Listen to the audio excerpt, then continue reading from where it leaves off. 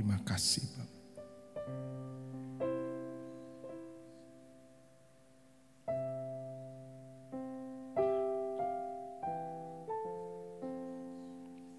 Haleluya.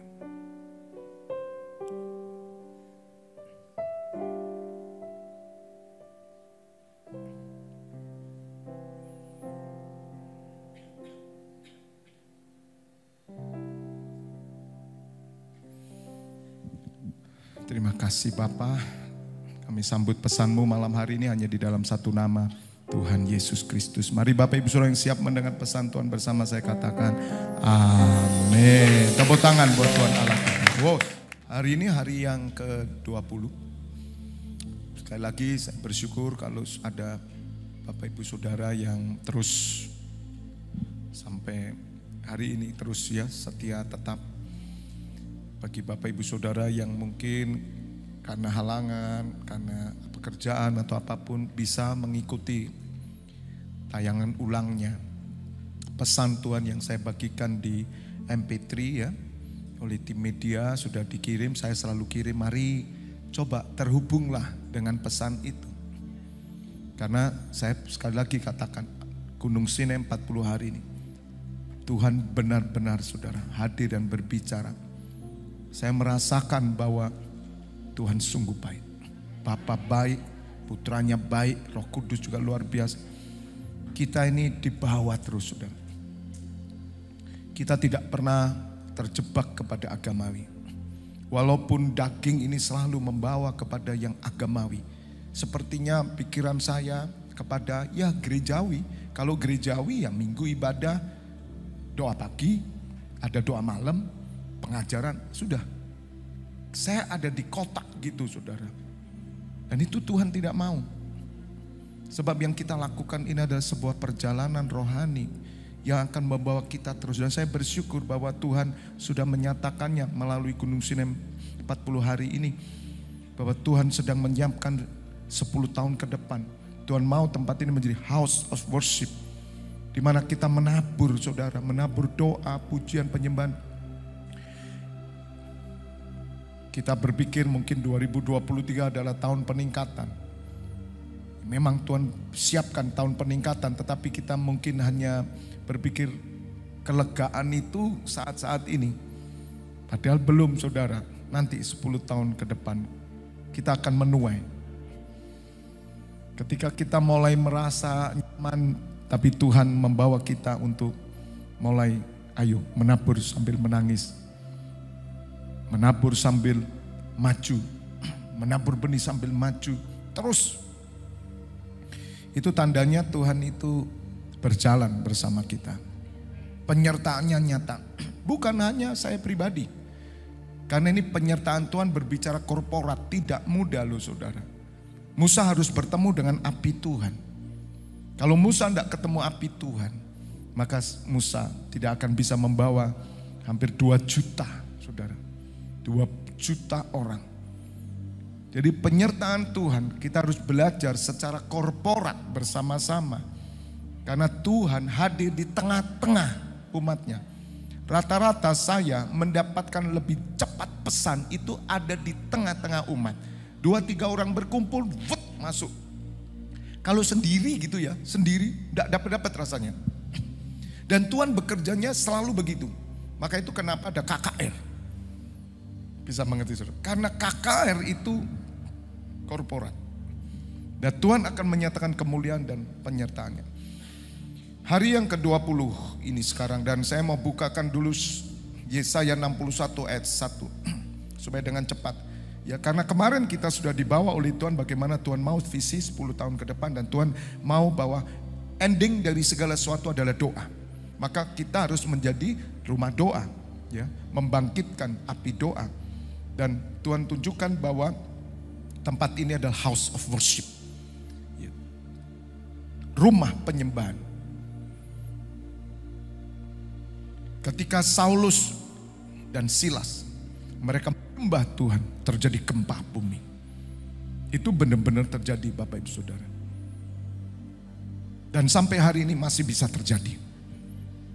Karena Allah tetap sama. Tuhan Yesus tidak berubah. Dulu, sekarang, selamanya. Kita harus merindukan yang ilahi itu. Walaupun kita belum ketemu. Tapi waktu tadi menyembah, Tuhan katakan, kejar kemuliaanku. Kejar kemuliaanku. Jangan ngejar lainnya, saudara. Kerjalah, udah santai aja kerja, apa yang saudara kerjakan. Tapi kejar kemuliaan Tuhan. Sebab kemuliaannya diberikan kepada orang yang layak menerima kemuliaannya. Katakan amin. Waktu Musa menyatakan diri, Tuhan jangan suruh kami pergi jika Engkau tidak menyertai kami. Bagaimana gerangan orang bisa mengetahui bahwa kami memperoleh kasih karunia-Mu? Bukankah Engkau bersama dengan kami? Maka Allah berkata, Musa, aku tahu hatimu. Engkau mendapatkan kasih karunia dan Engkau akan melihat kemuliaan-Ku. Bapak ibu saudara, kejar kemuliaan. Di tempat ini kita akan mengejar kemuliaan Tuhan. Sama seperti seorang perempuan ya, yang berdosa tersungkur di hadapan Tuhan. Memecahkan buli-buli atau menyeka kaki Tuhan Yesus dengan air matanya, dengan rambutnya, membasahi dengan air mata. Saya rindu Bapak Ibu Saudara. Nanti setelah 40 hari, ini kan Tuhan bawa kita, ini udah nyanyi taman. Masuk surga loh ini. Ini sudah di surga loh. Haleluya. Haleluya. Apa Tuhan datang besok? Amin, amin. Mari kita sukacita. Ya Tuhan. Bawaku ke sana di taman Tuhanku bersama keluargaku dan imam-imammu. Amin, amin, amin. Dan teman-teman handai tolan, sederek, sedulur, panjenengin. Nggak bisa saya ikut Iwan yang bisa. Saudara rindu gak? Tuhan itu selalu membawa kita, saudara. Saya tidak sekedar nyanyi loh, saudara. Itu hancur hati saya. Tapi Tuhan siapkan kita. Ketika kita mau menaikkan pujian yang Tuhan berikan untuk membawa hati kita melihat kemuliaan, maka pujian itu akan jadi berkat. Bahkan di penghiburan pun yang tidak bisa nyanyi sampai nyanyi. Hari ini nanti, wah senang saudara. Taman Tuhan ini juga cocok sekali untuk penghiburan. Katakan amin. Satu kali nanti di pernikahan kalau ada undangan, ibu mau nyanyi, nyanyilah Taman Tuhan. Kira-kira pernikahan itu akan berubah menjadi derai air mata pertobatan. Siapa yang mau didoakan maju, saudara? Amin, amin. Haleluya. Musiknya yang enak, musiknya gitu. Saudara, ini yang Tuhan rindukan. Tolong buka Yesaya 61. Roh Tuhan ini terjadi dalam hidup kita nanti, dalam gereja ini dan kegerakan NCCI. Maka saudara mari terus bergerak di belakang saya sama-sama. Ya, sekali lagi penyertaan Tuhan secara korporat itu tidak mudah. Dan Tuhan selalu membawa kita pada kemuliaannya. Selalu. Nanti saya akan bahas doa Tuhan Yesus. Ya, kemarin kita membahaskan belum selesai Mazmur 126 kemarin menabur ya dengan air mata, maju menabur benih, akan pulang membawa berkas-berkasnya. Kelimpahan itu akan datang. Roh Tuhan Allah ada padaku oleh karena Tuhan telah mengurapi aku. Ia telah mengutus aku untuk menyampaikan apa? Kabar baik kepada orang-orang sengsara dan merawat orang yang remuk hati, untuk memberitakan pembebasan kepada orang-orang tawanan. Bagaimana saudara bisa memberi pembebasan pada orang tawanan? Siapa orang tawanan? Ya tawanan macam-macam. Bisa tawanan kenajisan. Bagaimana caranya? Anda datang bebasin? Tidak. Doa. Makanya kedatangan Tuhan Yesus semakin dekat, gereja hanya satu, doa. Kebangunan api doa akan dibuka. Tapi jangan lupa doa ada setannya masuk. S-nya tambah besar juga. Dosa. Tambah besar. Kuat-kuatan ini. Maka itu saya bersyukur saudara. Kita ini 24 pintu gerbang saudara, bersyukur saudara. Amin. Wis toh Pak saudara, selamat saudara, selamat. Dan kita menemukan satu destiny bagaimana ini pelayanan yang dikehendaki Bapa. Sungguh saudara. Apalagi 40 hari ini kita berjalan hari ke-20. Bapak Ibu Saudara, tiap hari loh ini. Rasanya ada satu habit yang baru yang mulai kita rasa, ada kerinduan ya. Rasanya sesuatu bukan yang berat, tetapi sesuatu yang membawa kita sukacita. Besok kita akan ketemu lagi, sampai di surga bersama-sama keluarga kita, teman kita, dan sanak saudara kita semua. Amin, amin, amin. Coba ngomong orang lain. Hah? Masih memang garis lurus sudah miring. Haleluya. Garis kematian itu lurus di wajah, ketika sudah berpindah miring, ini kehidupan. Amin. Lo itu tanya aja orang-orang yang bisa melihat garis wajah, ya garis wajah lurus itu kematian.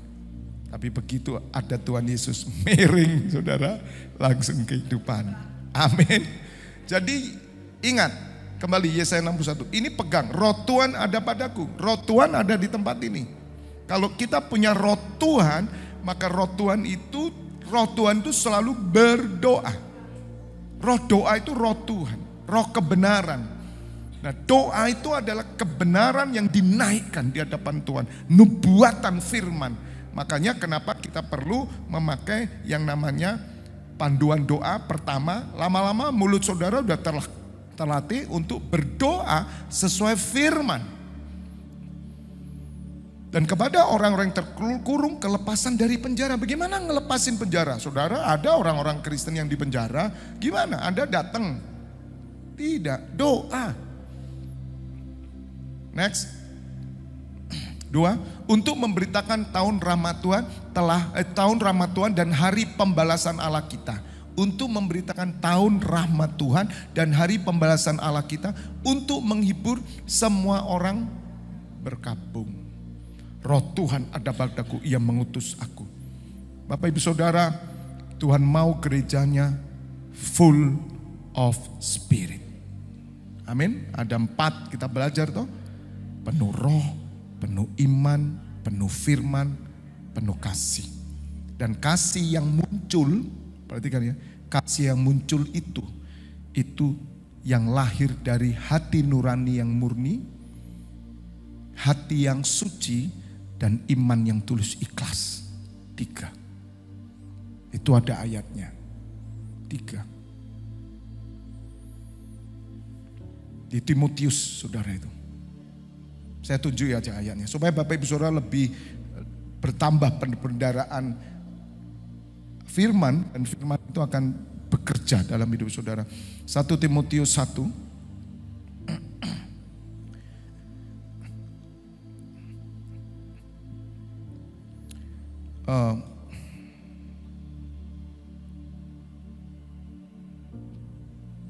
Sebentar Bapak Ibu Saudara.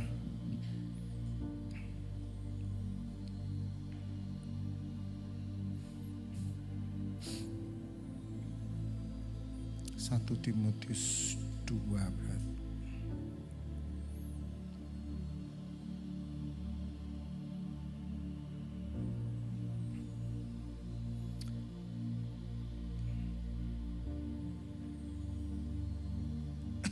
Satu Timotius 1 ayat 5.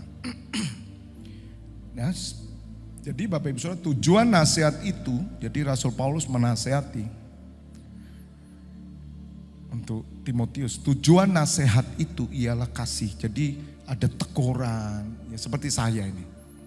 Saya ini bisa menyampaikan dengan lembut, bisa menyampaikan dengan keras, bisa dengan tegas, bisa. Itu semua didasari oleh kasih, saudara. Kasih yang mana? 3 ini. Ini kasih agape yang timbul dari hati yang suci. Kalau hati saya suci, saya bentak gitu sekuatnya, Tuhan tidak akan mempersalahkan saya. Walaupun ada orang-orang yang sakit hati dengan saya, tapi urusan sama Tuhan. Karena setiap apa yang kita lakukan sebagaimana Tuhan Yesus, ular beludak kamu. Itu kalau bahasa sekarang, ya, anjing lu. Mau saudara digituin? Ayo, siapa di sini jemaat? Ayo, siapa ya? Oh, pelayan salah, anjing kamu. Kira-kira podol saudara ini, pedot ya. Ya pun ini, belum pernah digituin? Pendeta belum pernah toh? Jadi pendeta lebih baik enggak dengan Tuhan Yesus? Tidak, pendeta tidak lebih baik dari Tuhan Yesus. Tuhan Yesuslah yang paling benar dan paling baik. Tapi Tuhan Yesus berani berkata, anjing kamu. Itu ular beludak itu kan perkataan kotor. Baru mengerti. Baru paham. Bisa ngerti lihat Tuhan Yesus. Tapi Tuhan Yesus hatinya suci. Itu bukan berarti saudara mentang-mentang tidak dalam otoritas Allah, kemudian di luar saudara mengatakan begitu, wah ditangkap polisi saudara. Ini beda, ranahnya beda gitu loh. Ini nasihat orang tua kepada anak. Orang tua itu kalau marah sama anak sekeras-kerasnya orang tua, hatinya suci enggak? Kan enggak ada orang tua pengen bunuh anak gitu kan enggak ada. Walaupun sekarang terjadi udah karu-karuan, itu bukan miring, sudah cross sudah. Cross. Jadi hati yang suci, hati nurani yang murni. Dan dari iman yang tulus ikhlas. 3 ini loh saudara.